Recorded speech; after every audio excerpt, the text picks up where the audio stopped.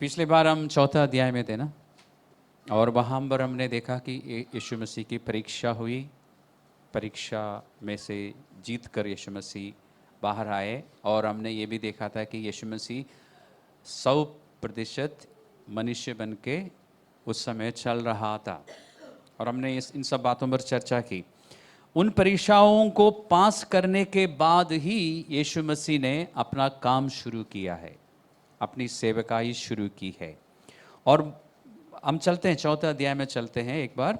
12वां अध्याय से लेके हम पढ़ना जब शुरू करते हैं 17वां अध्याय तक हमें ये दिखाई देता है कि यीशु मसीह को पता चला, यूहन्ना बपतिस्मा देने वाला, जिसको परमेश्वर ने यीशु मसीह के आने से 6 महीने पहले भेजा था, और उसका काम था कि यीशु मसीह के बारे में लोगों को बताना, यीशु मसीह के लिए मार्ग तैयार करना, रास्ता बनाना।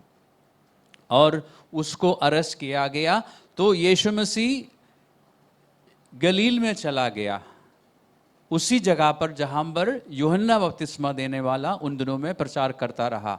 और वहां पर जाके यीशु मसीह ने प्रचार करना शुरू किया। वहां पे खतरा है। क्या खतरा है? क्योंकि जो यीशु मसीह से पहले था उसको पकड़ लिया, ठीक है, उसको अरेस्ट किया गया है और उसको मार डालने वाला है। बल्कि पता चला कि वो मध्यगृह में बंदी बना लिया गया है, तब यीशु मसीह उसी जगह पर गया प्रचार करने के लिए, ठीक है। और उसके बाद हम देखते हैं 18 पद से लेके 22 तक जब हम पढ़ते हैं तो हमें पता चलता है कि यीशु मसीह के बातों को सुनने के बाद कुछ लोगों ने यीशु मसीह के पीछे चलना शुरू किया। यहाँ पे 4 जनों का जिक्र है, पतरस और पतरस का भाई अंद्रयोस, और यूहन्ना और James, John, Peter and Andrew. दोनों पीटर और एंड्रू भाई है, जेम्स और जॉन भी भाई है। ये 4 जन के विषय में यहाँ पे जिक्र है। उसके बाद 23वें पद में जाइए, उसमें लिखा है कि यीशु सारे गलील में फिरता हुआ उनके आराधनालयों में उपदेश करता और राज्य का सुसमाचार प्रचार करता और लोगों की हर प्रकार की बीमारी और दुर्बलता को दूर करता रहा। कब तक? रुक जाना चाहिए ना। कब तक की बात हो रही है? आखिरी दिन तक। यीशु मसीह ने काम कितने काम किए? ओके, आपने सही बताया, 3 काम। क्या क्या? उपदेश दिया और प्रचार किया। इन तीनों में से कौन सा काम पहले आ रहा है? उपदेश दिया, टीचिंग, और राज्य का सुसमाचार का प्रचार किया, और फिर बीमारों को ठीक करता रहा। ओके, तो तीनों काम प्रभु यीशु मसीह करते थे। हमारी चाहत क्या होती है? ज़्यादातर हमारे और जो विश्वास में नहीं है उनकी भी चाहत क्या होती है? अगर वो चर्च में आते तो तीसरा काम पहले हो और जल्दी हो और हम फिर घर जा सके, है ना। ठीक है, हम सब शुरुआत में हम भी ऐसे थे, ठीक है, कोई बात नहीं। लेकिन वो काम होने से पहले राज्य का सुसमाचार सुनना जरूरी है और शिक्षा सुनना जरूरी है। हम पवित्र शास्त्र में ये भी पढ़ते ना कि दूर दूर से लोग उसकी सुनने के लिए और अपनी बीमारियों से ठीक होने के लिए आते थे। कभी पढ़ा है, हमने बताया, लूक में है। सुन के, शिक्षा सुनकर लोग बीमारियों से ठीक हो जाते थे। मत्ती का रचित सुसमाचार में कुछ खास बातें हैं, हम उस बारे में ध्यान करेंगे यहाँ पर। और उसके बाद आपको दिखाई देगा कि भीड़ के भीड़ उसके पीछे हो लेती थी। इस चौथा अध्याय का आखिरी पद में 25वें पद में लिखा है। उसके बाद कौन सा अध्याय शुरू होता है? 5वां अध्याय।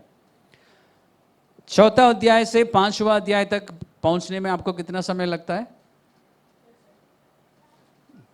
5 मिनट। यीशु मसीह को 1 साल लगा। 5वां अध्याय में जो आप पढ़ने जा रहे हैं ये यीशु मसीह के सेवकाई के शुरू होने के एक साल के बाद की बात है। ये जानकारी मैं आपको इसलिए दे रहा हूं ताकि आप 5वां अध्याय को जब पढ़ते हैं तो आपको 5वां अध्याय अच्छी तरह से समझ आए। एक और बात बताना चाहूंगा, मत्ती रचित सुसमाचार में है हम, है ना। हमारे बाइबल में कितने सुसमाचार हैं? 4 हैं। तो 4 सुसमाचार की ज़रूरत क्या थी? ओके, पर्सपेक्टिव, ठीक है।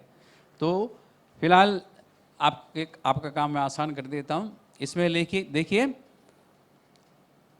यीशु मसीह को मत्ती का सुसमाचार में राजा के रूप में पेश किया गया है। तो इस सुसमाचार में यीशु मसीह कौन है? राजा है, यहूदियों का राजा है और पूरी मानव जाति का वो राजा है। जब आप मरकुस का सुसमाचार में जाएंगे, उसमें सिर्फ 16 अध्याय हैं और यीशु मसीह के सिर्फ कामों का वर्णन है। उसमें कोई शिक्षा नहीं है, कोई खास शिक्षा नहीं दी जाती। एक के बाद एक के बाद एक के बाद घटनाएं जो घटी है, क्योंकि वहाँ पर यीशु मसीह को एक सेवक के रूप में पेश किया गया है। तो पढ़ते समय अब आपको समझने में आसानी होगी। जबकि आप लूका के सुसमाचार में आएंगे तो वहाँ पर उसमें 23 अध्याय है शायद, और उधर आपको मिलेगा यीशु मसीह की वंशावली मत्ती में भी है। मत्ती में वंशावली शुरू होती है अब्राहम, फिर से अब्राहम से कूद के एकदम दाऊद। पहला अध्याय में अब्राहम का बेटा, दाऊद का बेटा यीशु मसीह। दाऊद कौन था? अब्राहम यहूदियों का मूल पिता है, दाऊद उनका पहला राजा है। दाऊद के बाद सुलेमान, सुलेमान के बाद जो भी राजा है उन सब का नाम उसमें है। यीशु मसीह को क्योंकि राजा के रूप में दिखाना है, दिखाना नहीं है वो राजा, तो उन राजा की वंशावली कहाँ से? पहला राजा से शुरू होकर यीशु मसीह में ख़त्म होता है। जबकि लूक में जब आप पहुँचते हैं तो यीशु मसीह की वंशावली कहाँ से शुरू होती है? उल्टा है। यीशु मसीह का पिता था, पिता और माता यूसुफ और मरियम, पीछे को जा रही है वंशावली, खत्म होती है आदम में जाके, क्योंकि वो एक मनुष्य के रूप में पेश किया गया है। आप फर्क देखते हैं ना परमेश्वर के लिखवाने का तरीका। और जब आप यूहन्ना में जाते हैं वहाँ पे कोई वंशावली नहीं है, मार्क में कोई वंशावली नहीं है, एक नौकर की, एक सेवक की कोई वंशावली की ज़रूरत नहीं है। लेकिन यूहन्ना में भी वंशावली नहीं है। क्यों नहीं है? क्योंकि वहाँ पर आप चमत्कारों पर देखना, यूहन्ना को पढ़ते हुए कामों को देखना, टीचिंग को देखना, परमेश्वर का बेटा, परमेश्वर का पुत्र है वो। तो 4 अलग अलग यीशु मसीह का रूप और काम आप देखते हैं सुसमाचारों में। इसलिए जो बातें यूहन्ना का सुसमाचार में है वो आपको मत्ती, मरकुस और लूक में नहीं मिलेगा। जो शिक्षा यूहन्ना के सुसमाचार में है बाकियों में नहीं मिलेगा। तो ये जानकारी मैं आपको क्यों दे रहा हूँ? ताकि पढ़ते समय आपको समझने में आसानी हो। तो यहाँ पर परमेश्वर ने एक अपने चेले को इस्तेमाल किया जो स्वयं यहूदी है। मत्ती जो है स्वयं यहूदी है और वो लिख रहा है यीशु मसीह को यहूदियों को राजा के रूप में पेश करता हुआ। और इस सुसमाचार में जो बातें हैं इसमें कुछ खासियत है, यहूदियों को जल्दी से समझ आती है बातें।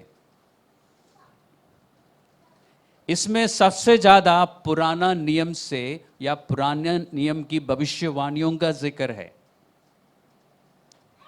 जैसे 4 अध्याय में आप देखिए, 4 अध्याय में, अभी हम वहाँ पे थे थोड़ी देर पहले, यीशु मसीह ने जब प्रचार करना शुरू किया,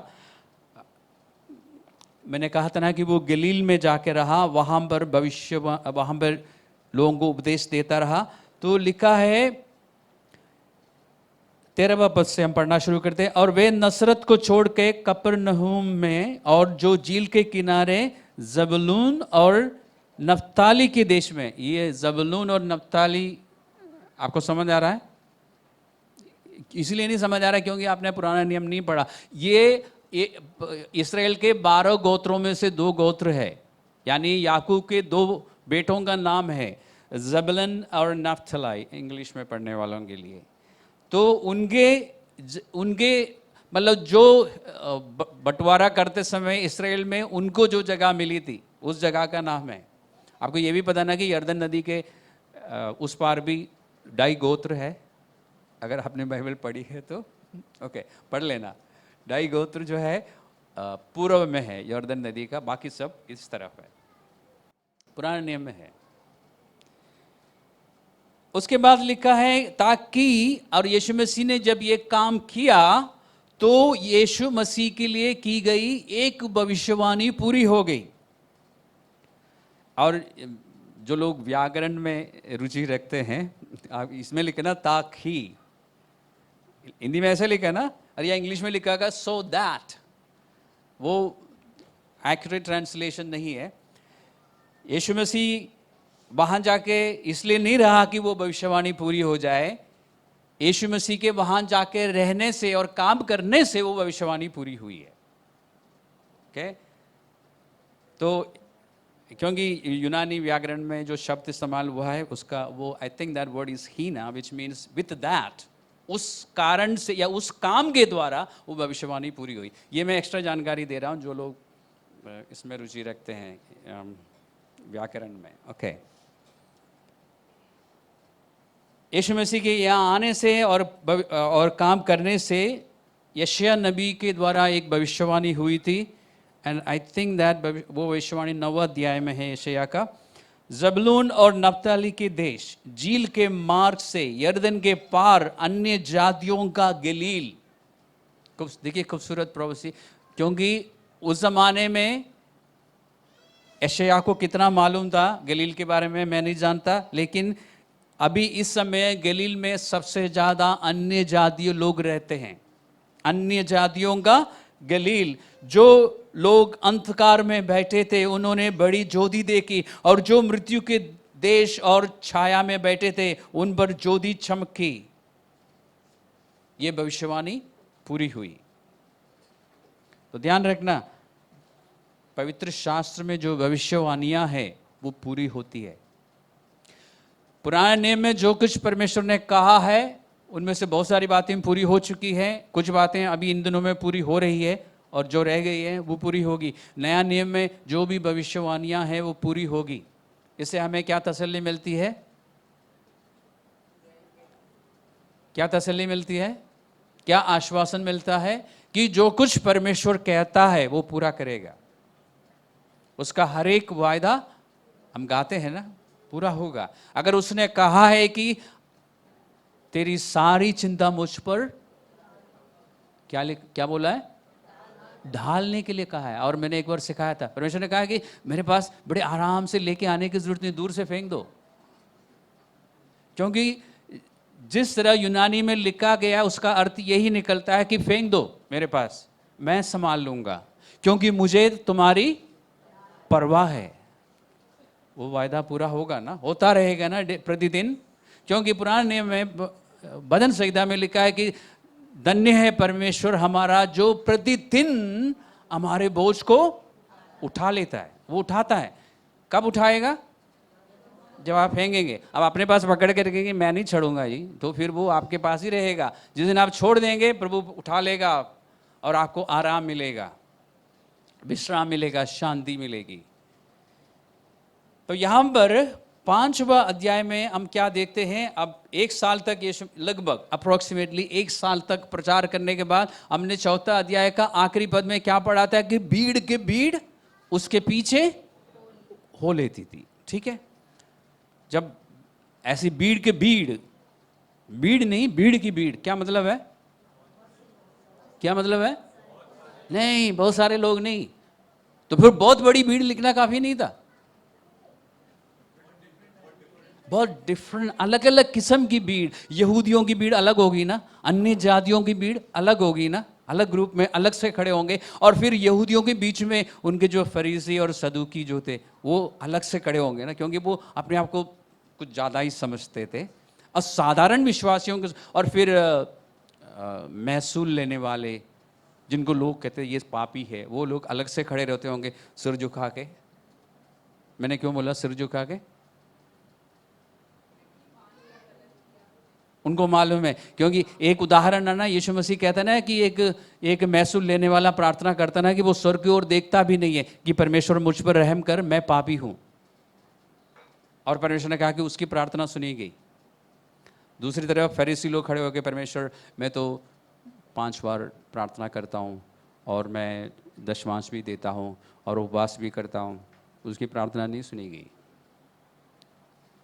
तो अलग अलग भीड़, और स्त्रियां फिर अलग खड़ी होगी, स्त्रियां पुरुषों के साथ नहीं आ सकती, है ना। तो भीड़ का मतलब यह है, यानी बहुत अलग अलग किस्म की भीड़ यीशु मसीह के पीछे जो चलने लगी।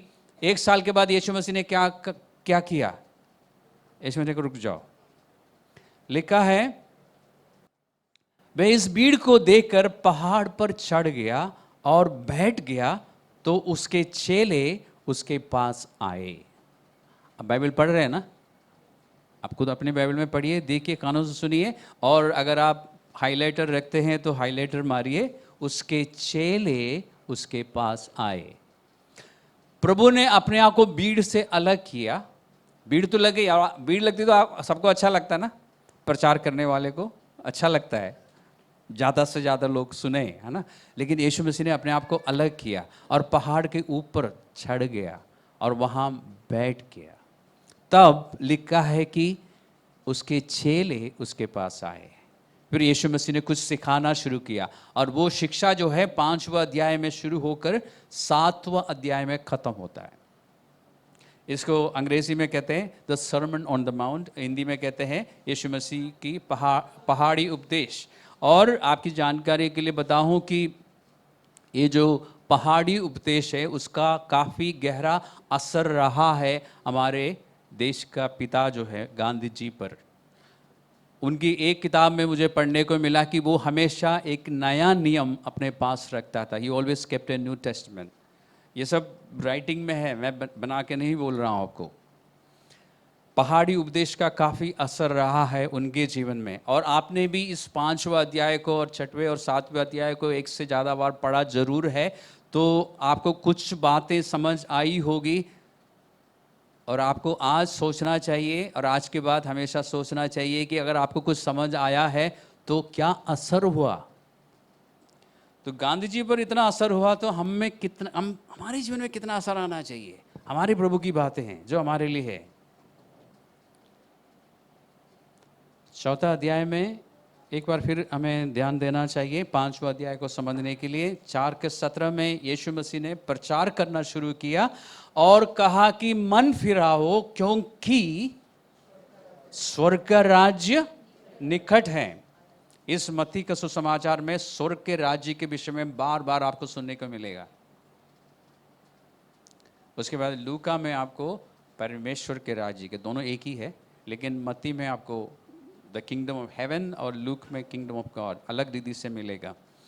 ये सारी बातें मैं आपकी सहायता के लिए बता रहा हूँ, ताकि जब आप बाइबल पढ़ते हैं तो आपको जल्दी जल्दी समझ आए। यहाँ पर यीशु मसीह ने लोगों को मन फिराने के लिए कहा। क्यों? क्योंकि परमेश्वर का राज्य निकट है, उसमें अगर प्रवेश करना हो तो मन फिराने की ज़रूरत है। अपने पापों से परमेश्वर की ओर मुड़ने की ज़रूरत है। क्या मतलब है? पापों को छोड़ देना और परमेश्वर की बातों को मानना। उसके बिना आप परमेश्वर के राज्य में प्रवेश नहीं कर सकते। यानी रिपेंटेंस, अंग्रेजी में मन फिराना, हिंदी में मतलब क्या है? जिस रास्ते में अभी तक आप चल रहे थे वहां से मुड़ना होगा और परमेश्वर की ओर चलना होगा। जब परमेश्वर की ओर मुड़ेंगे, परमेश्वर आपको ग्रहण कर लेगा। इसलिए यीशु मसीह ने राज्य का सुसमाचार लोगों को सुनाया। इसलिए हम कहते हैं कि जाके सुसमाचार दूसरों को बताओ, क्योंकि सुसमाचार के बिना उद्धार पाना मुश्किल है, संभव नहीं है। कोई भी व्यक्ति सिर्फ चर्च जाने से या चर्च जाने वालों से दोस्ती करने से परमेश्वर के राज्य में प्रवेश नहीं कर सकता। सुसमाचार सुनना जरूरी है, क्योंकि सुनने से विश्वास आता है। उस समय जब आप किसी को सुसमाचार सुनाएंगे तो पवित्र आत्मा अपना काम करता है, उसको यकीन दिलाता है कि ये सच है, उसको यकीन दिलाता है कि वो पापी है और पाप से एक ही है जो उसको छुड़ा सकता है, वो स्वयं परमेश्वर है, यीशु मसीह है। उसके बाद वो निर्णय लेता है। सुसमाचार सुनाए जाना जरूरी है। अब हम 5वां अध्याय में फिर से जाते हैं। 4था अध्याय में बार बार मैं आपको इसलिए ले जा रहा हूँ, 14 अध्याय में बहुत सारी बातें हैं। उसमें ये भी लिखा था कि यीशु मसीह का यश जो है, यानी यीशु मसीह का फेम जो है, दूर दूर तक के देशों में पहुंच गया, यहाँ तक सीरिया जो अभी है, सीरिया तक पहुंच गया, और लोग वहाँ से आते थे ठीक होने के लिए। उस समय, यानी उस एक साल में, जब यीशु मसीह को लगा कि अब समय है कुछ विशेष बात सिखाए जाने का, तो यीशु मसीह भीड़ से अलग होके, आप कल्पना कीजिए, वहाँ एक छोटा सा पहाड़ के ऊपर चढ़ गया, बैठ गया, और फिर पूरी भीड़ यीशु मसीह के पास नहीं आई। यहूदियों में जब सिखाने वाला बैठ जाता, या उनका लीडर बैठ जाता है, तो यहूदियों को क्या समझ आता है? आपको याद दिलाता हूं, अब वो कुछ सिखाने जा रहा है। यीशु मसीह लूक का रजिस्टर समाचार का 4 अध्याय में लिखा है कि वो अपने कफरनहूम में आया, नसरत में आया, और वहाँ पे उनके आराधनालय में यीशु मसीह जब पहुँचा तो यीशु मसीह को यशायाह नबी की पुस्तक दी गई, और वहाँ उस पुस्तक को खोल के यीशु मसीह ने पढ़ा, और पढ़ने के बाद बैठ गया। और फिर बैठने के बाद यीशु मसीह ने बोला कि आज ये भविष्यवाणी जो मैं पढ़ के सुना रहा था तुम्हारे आंखों में, तुम्हारे आंखों के सामने पूरी हुई।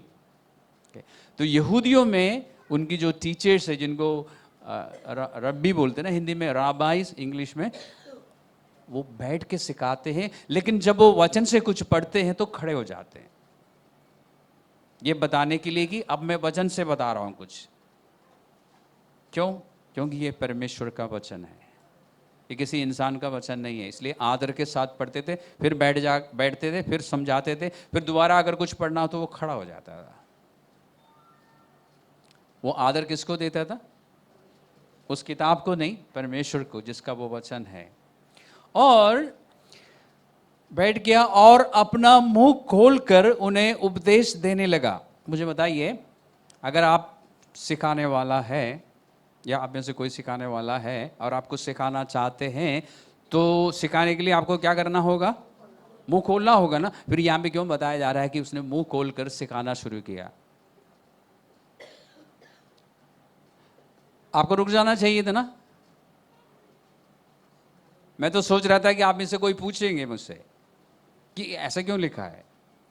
हम जब नॉर्मली लिखते हैं तो ऐसे लिखते हैं क्या? फिर उसने अपना मुंह खोलकर बताना शुरू किया।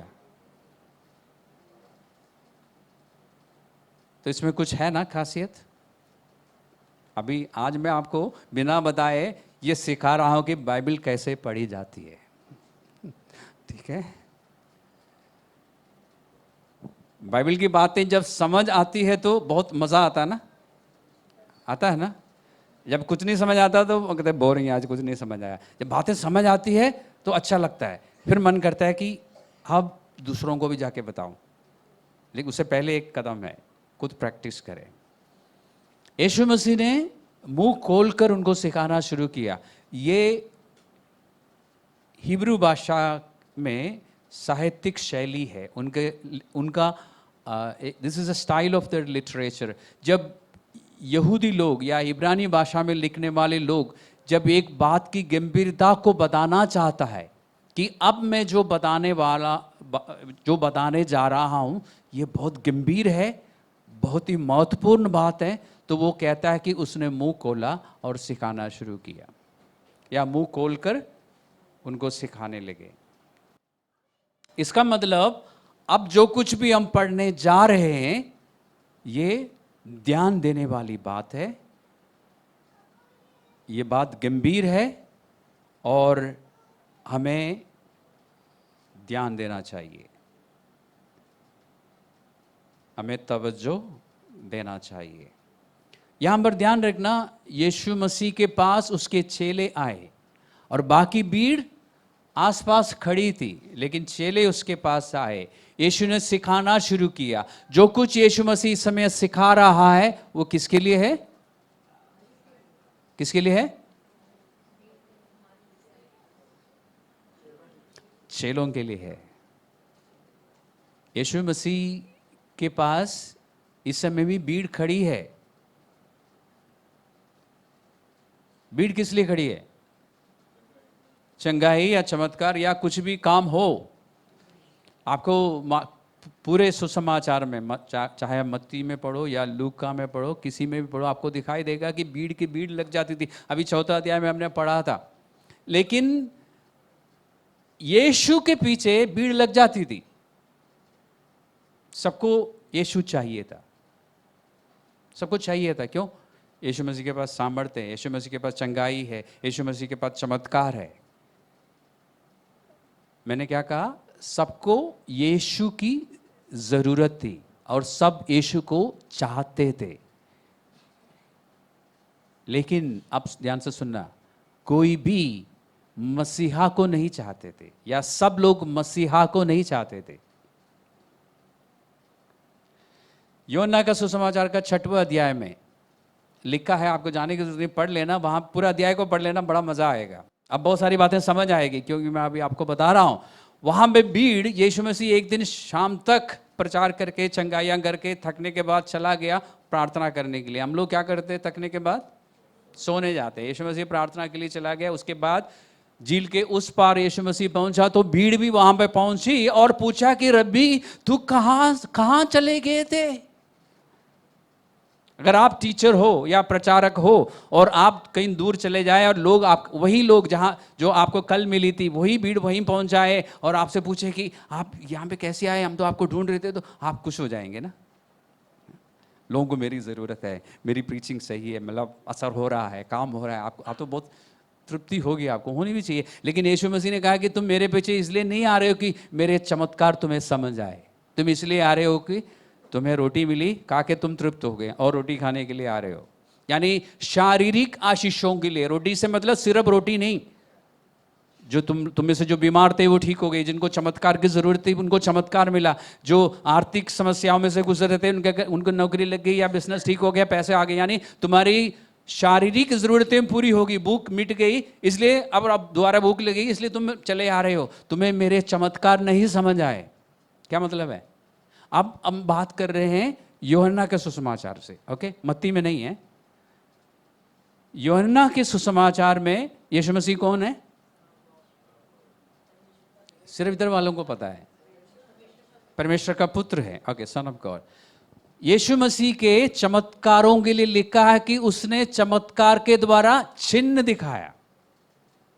उदाहरण के लिए 2 अध्याय में, यूहन्ना का 2 अध्याय में यीशु मसीह ने क्या किया था?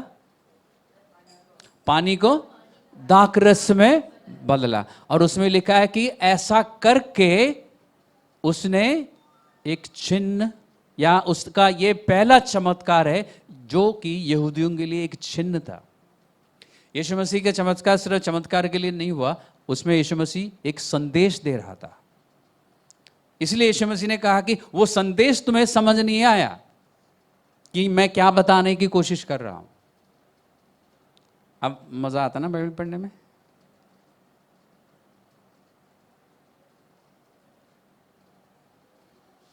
लोगों को वो यीशु चाहिए जो चमत्कार करता है, जो चंगाइयां देता है, जो प्यार करता है। लोगों को वो यीशु नहीं चाहिए जो मसीहा है। मसीहा का मतलब क्या है?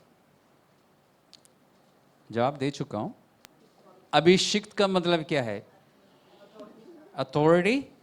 मसीहा का मैंने कहा था ना, जिसको मसीहा किया है। मसीहा का मतलब क्या है? जिसने, परमेश्वर ने अधिकार दिया है मानव जाति को बचाने का। एक ही है।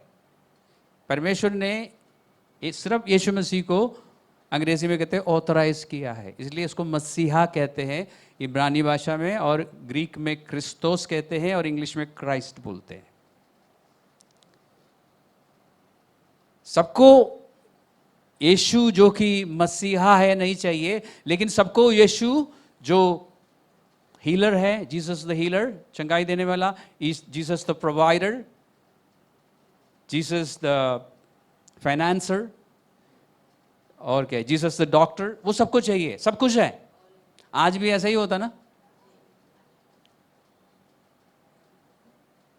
चर्च में बुलाओ, लोग आ जाएंगे। आप चर्च जाने से ठीक हो सकते हैं? हाँ जी ठीक है, आ जाएंगे लोग। आपकी बिजनेस ठीक हो जाएगा, चर्च में आइए। लोग आएंगे और चर्च में रहेंगे भी, कई सालों तक भी रह सकते हैं। लेकिन यीशु को मसीहा के रूप में ग्रहण करना अभी सोचना होगा। तो जो अभी हो रहा है ना, बाइबल में लिखा है ना, पृथ्वी आसमान के नीचे पृथ्वी में कोई भी नई बात नहीं है, लिखा है ना? कहाँ लिखा है? 100 देश में लिखा है। तो ये जो हम देख रहे हैं ना कि लोगों को यीशु चाहिए, मसीहा नहीं चाहिए, वो उस जमाने में भी ऐसा ही था। एक और सवाल पूछता हूँ, ये बहुत आसान है। हमने अभी पढ़ा था ना कि यीशु के पीछे भीड़ की भीड़ लग जाती थी। तो एक भीड़ में कितने लोग होंगे कम से कम? कोई भी नंबर बताइए जो आपको लगता है। 100। तो 5 भीड़ है तो कितने लोग होंगे? 500। ओके, अगर 10 भीड़ है तो अलग अलग भीड़ तो 1000 लोग तो कम से कम होंगे ना। ओके, तो भीड़ की भीड़ लगती थी, लेकिन रोज वो वही भीड़ आती थी, क्योंकि यीशु मसीह एक जगह से दूसरी जगह चला जाता था, वहां पे दूसरी भीड़ आती थी। यानी लाखों लोगों को कम से कम यीशु मसीह ने सुनाया होगा, अपने अपने राज्य का सुसमाचार बताया होगा। यानी लाखों लोगों को चंगाइयाँ मिली होंगी। और इस भीड़ में कम से कम कह सकते हैं 1 लाख लोग होंगे जिन्होंने सुना। उनमें से काफ़ी सारे लोग यीशु के पीछे चलने लगे थे। यीशु मसीह के चेले सिर्फ 12 नहीं थे। 12 तो वो है जिनको यीशु मसीह ने नियुक्ति दी और कहा कि ये मेरे प्रेरित है। लेकिन काफ़ी हज़ार लोग, पता नहीं कितने हज़ार लोग यीशु मसीह के पीछे चलते थे। लेकिन जिस दिन यीशु मसीह की मृत्यु हुई, उसके बाद जी उठने के बाद यीशु मसीह जब प्रकट हुआ, कितने चेले थे? मैक्सिमम कितने थे? ज़्यादा से ज़्यादा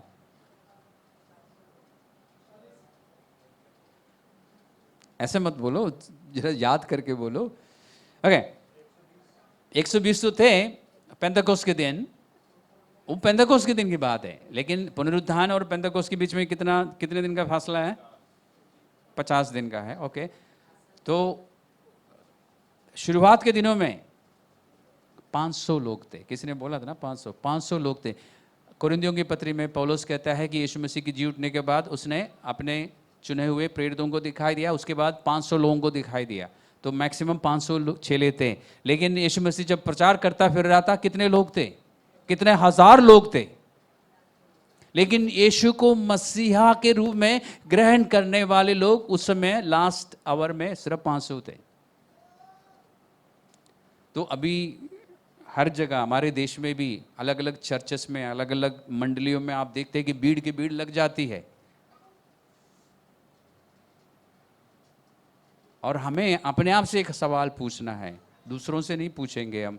क्या मैं सिर्फ यीशु जो चंगाई देने वाला है, यीशु जो सब बातों को जुटाने वाला है, यीशु जो फाइनेंसर है, यीशु जो मेरे बिजनेस को ठीक करता है, यीशु जो मेरे नौकरी में मुझे प्रमोशन दिलाता है, वो सिर्फ वो यीशु चाहिए, या मैं यीशु जो मसीहा है उसके पीछे चल रहा हूँ? ये मुझे और आपको ध्यान रखना चाहिए। कभी कभी मैं अपनी प्रार्थनाओं में अपने आप से पूछता हूँ, वाकई में मैं प्रभु के पीछे चल रहा हूँ या सिर्फ चर्च में हूँ? मैं अपने आप से भी पूछता हूँ। ये देख लेना चाहिए हमें, हम मसीहा के पीछे हैं या सिर्फ यीशु के पीछे हैं। यीशु जो मैंने बोला ना, Jesus the healer, Jesus the provider, Jesus the financer, Jesus the banker, जिसको सब चाहते हैं।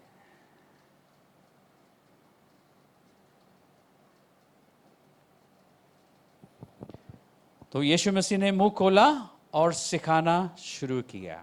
और यहाँ पर हमें ध्यान देना कि यीशु मसीह अपने चेलों को सिखा रहा है।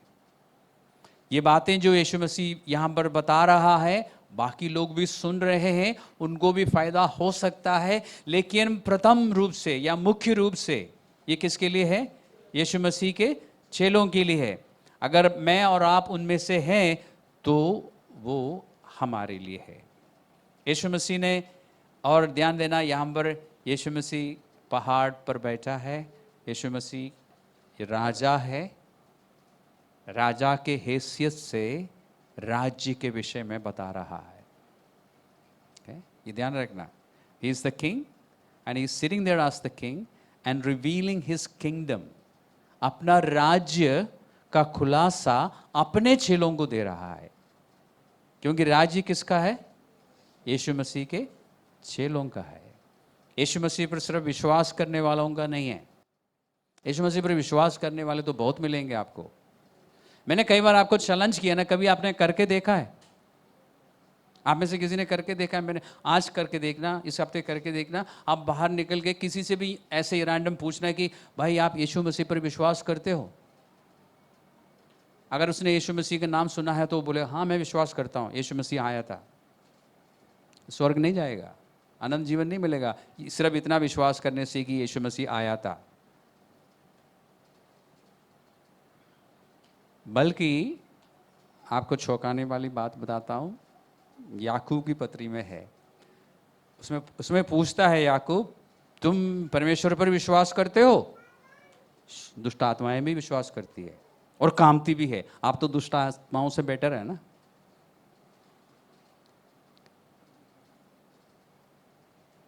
सिर्फ यीशु मसीह पर विश्वास करना काफी नहीं है, ये जानना और मानना जरूरी है कि आप जन्म से पापी है और आप अपने आप को पाप से नहीं छुड़ा सकते हैं। और यीशु मसीह ने आपको, बाकी दुनिया को एक साइड में रखिए, आपको पाप से छुड़ाने के लिए क्रूस पर अपना जीवन दिया। और जब आप उस बात को मान लेते हैं अपने हृदय में कि यीशु ने मेरे लिए क्रूस पर अपना जीवन दिया और 3 दिन और 3 रात उस मृतक अवस्था में रहा, फिर जी उठा, और जब आप दिल की गहराई से यीशु से कहेंगे कि आज से तू मेरा प्रभु है, उस दिन आपका नए सिरे से जन्म होता है। उस दिन से आप स्वर्ग का वारिस है, कोई आपको रोक नहीं सकता स्वर्ग जाने से। बाहर निकल के एक बार ये जरूर करके देखना, आपको पता चलेगा ना कि पास्टर जेम्स यूं ही कह रहा है या वाकई में ऐसा है। आपको बहुत सारे लोग मिलेंगे जो ये कहेंगे कि हाँ हम यीशु मसीह पर विश्वास करते हैं। वो एक अच्छा गुरु थे, एक अच्छा भविष्यवक्ता थे, ऐसे लोग मिलेंगे आपको। इस्राएली लोग जब मिस्र देश से निकले थे, अब आप मत्ती में है तो आपको बताना पड़ेगा ना, क्योंकि मत्ती में इस्राएली लोगों की बहुत सारी बातें दोहराई गई है, बहुत सारी भविष्यवाणियाँ पूरी हो गई है। इस्राएल के लोग जब मिस्र देश में से निकल के आ रहे थे, आपको याद होगा परमेश्वर ने कहा कि मूसा से कहा था कि सबको इकट्ठा करो, मैं इनसे मिलना चाहता हूँ। उससे पहले तक लोगों ने परमेश्वर को नहीं देखा था। मूसा परमेश्वर की ओर से लोगों से बात करता रहा। एक दिन परमेश्वर ने कहा कि मैं आज नीचे आ रहा हूँ। याद है आपको? कोई सो तो नहीं रहा ना? सिनाई पर्वत पर परमेश्वर मुलाकात करने के लिए आया, लोगों को इकट्ठा किया और वहाँ पर बिजली खड़की, गर्जन हुआ, गड़गड़ाहट हुआ, घने बादल छा गए थे, तुरही की आवाज आई। ये सब याद है आपको?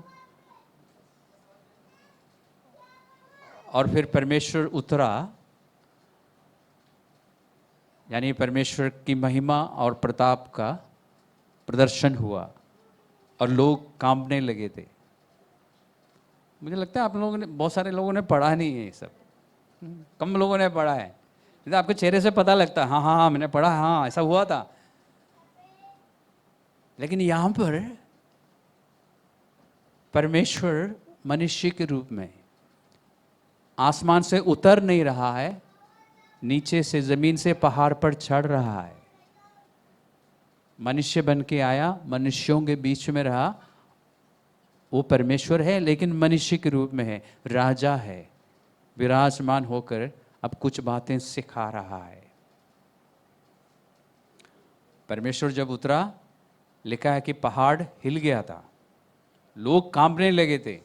यहाँ पर सब बड़े मजे से खड़े हैं, सुन रहे हैं कि यीशु मसीह क्या बता रहा है।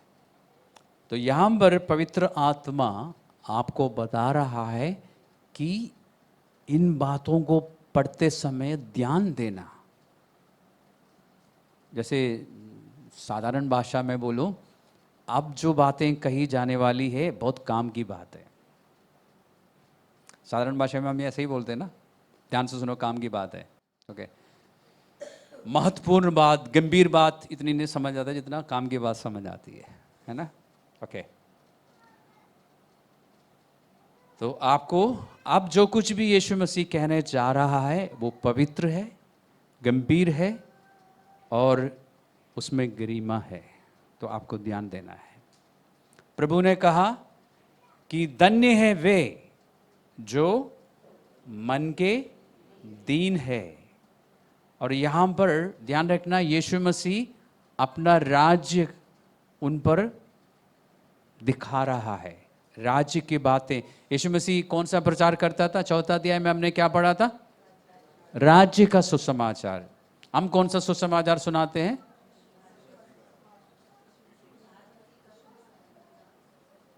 राइट, यीशु मसीह का, उसको हम क्या बोलते हैं? उद्धार का सुसमाचार, है ना। पहले हम उद्धार का सुसमाचार सुनाते हैं, उसके बाद चर्च में मैं क्या सिखाता रहता हूँ? राज्य का सुसमाचार सिखाता रहता हूँ।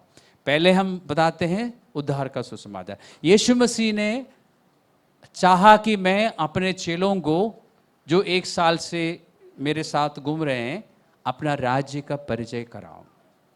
अपने राज्य की क्या विशेषताएं हैं, या राज्य के नागरिकों में क्या क्या पाया जाता है।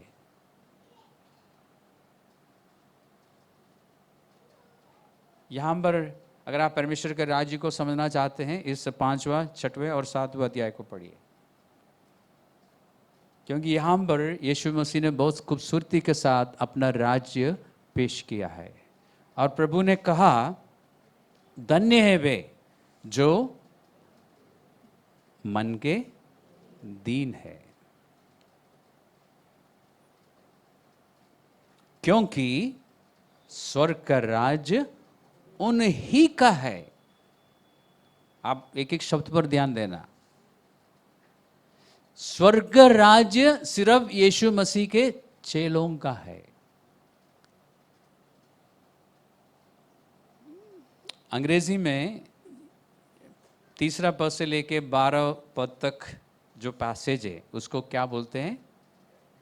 The beatitudes, the beatitudes of the disciples. समझ आया अंग्रेजी पढ़ने वालों को? This should be the attitude of a disciple. चेलों की ये रवैया होनी चाहिए। एटीट्यूड किसको कहते हैं? व्यवहार नहीं, वो डेफिनेशन पूरा नहीं है, पूरी नहीं है अभी। एटीट्यूड किसको बोलते हैं? आपके सोच विचार, आपकी राय जो आपके व्यवहार में दिखाई देती है।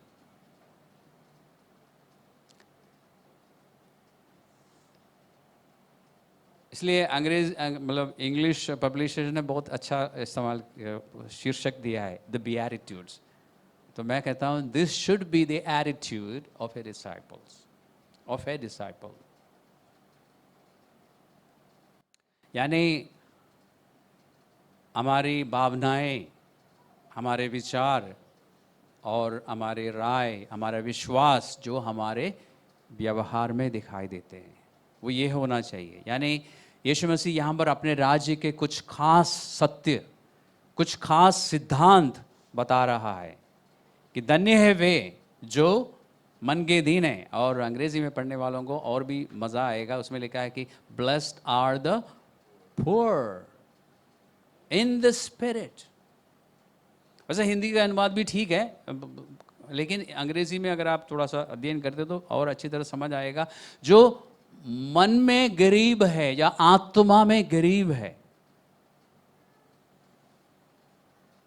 परमेश्वर की दया से हमें से किसी को भी नहीं मालूम कि गरीबी क्या होती है ना। फिर भी हमें थोड़ा बहुत आइडिया है कि गरीब का मतलब क्या होता है। गरीबी का मतलब है ना कि कुछ चीजों की कमी है। है ना? आप लोग सब इधर ही है, मैं ज़्यादा नहीं बिठाऊंगा आपको, ठीक है? आपको आपस में बात करने का टाइम मिलेगा। गरीब किसको कहते हैं? जिसके पास कुछ भी ना हो, या जिसके पास कुछ कुछ हो लेकिन सब कुछ नहीं है, जिसके जीवन में घटी है, कमी है। तो यीशु मसीह ने कहा धन्य है वे जो आत्मा में वो कमी महसूस करते हैं, आत्मा में कालीपन महसूस करते हैं।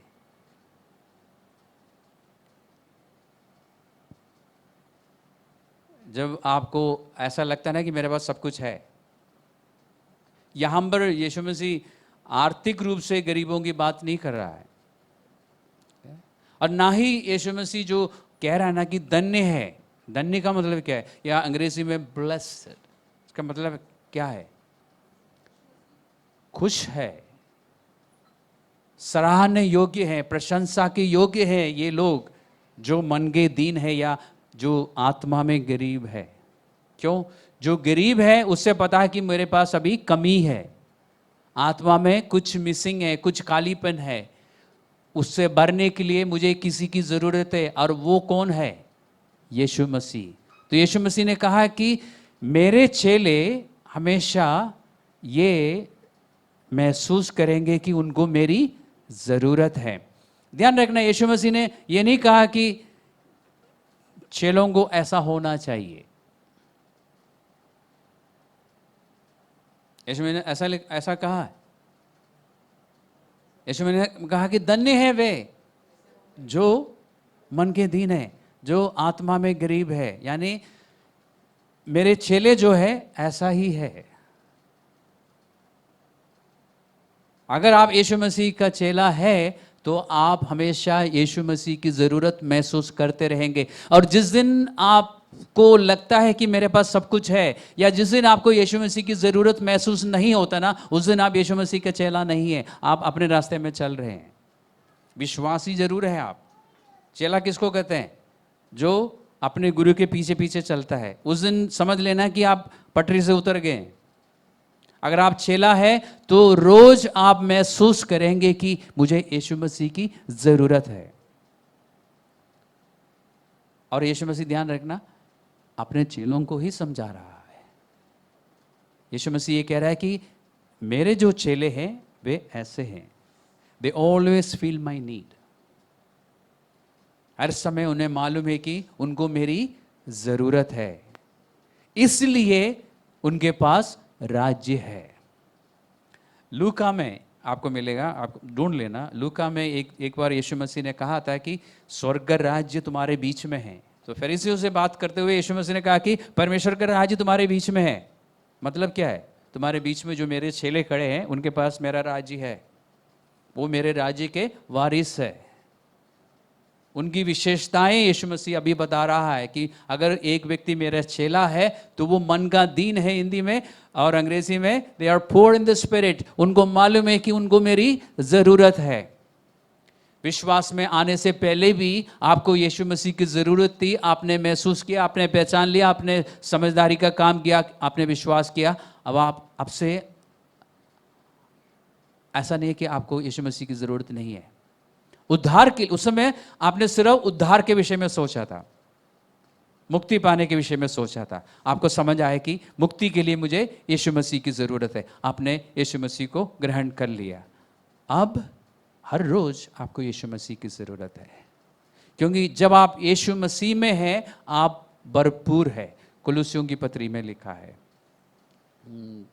शायद दूसरा अध्याय में, दूसरा अध्याय का 9वां पद में ढूंढ लेना, 9 और 10 में, कि उसमें जब तक आप मसीह में हैं आप भरपूर है, आपके पास सब कुछ है।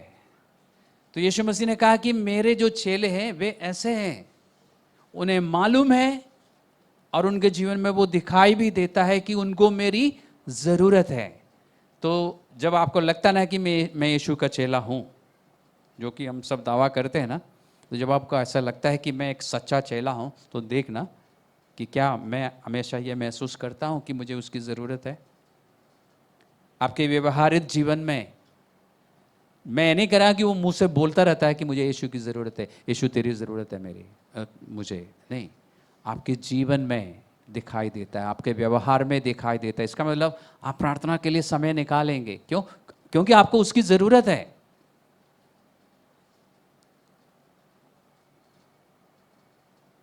जब आप ज़रूरत महसूस नहीं करते ना, तो फिर आपके पास प्रार्थना के लिए समय नहीं है, आपके पास बाइबल पढ़ने के लिए समय नहीं है।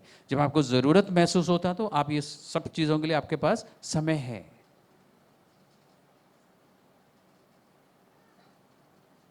तो चेला वो नहीं है जो कहता है कि मैं यीशु मसीह का चेला हूँ। चेला वो है जो ये जानता है कि मुझे उसकी ज़रूरत है। तो आप सुबह भी उसकी खोज करेंगे, दोपहर को भी उसकी खोज करेंगे, शाम को भी उसकी खोज करेंगे, रात को सोने से पहले भी यीशु मसीह से बातें करते रहेगा। क्यों? क्योंकि आपको उसकी ज़रूरत है। यीशु मसीह के चेलों में क्या खासियत है? वो मन के दीन है, यानी अपनी आत्मा में वो हमेशा यह महसूस करते हैं कि मुझे या हमें परमेश्वर की, यीशु मसीह की ज़रूरत है। इसलिए उनके पास यीशु मसीह के साथ बैठने के लिए, बातचीत करने के लिए, जिसको हम प्रार्थना कहते हैं, समय है। और ये कमी या ये गरीबी कब तक रहेगी? जब तक हम इस पृथ्वी में है। और ध्यान रखना, प्रभु ने नहीं कहा कि मेरे चेलों को ऐसा होना चाहिए। उन्होंने कहा कि मेरे चेले ऐसे हैं, क्योंकि हमारे जो डीएनए है ना, डीएनए समझते हैं ना, उसमें ऐसा है, क्योंकि हम नई सृष्टि है, नए सिरे से जन्म हुआ है, इसलिए हमारे आत्मा में ये चीज़ है।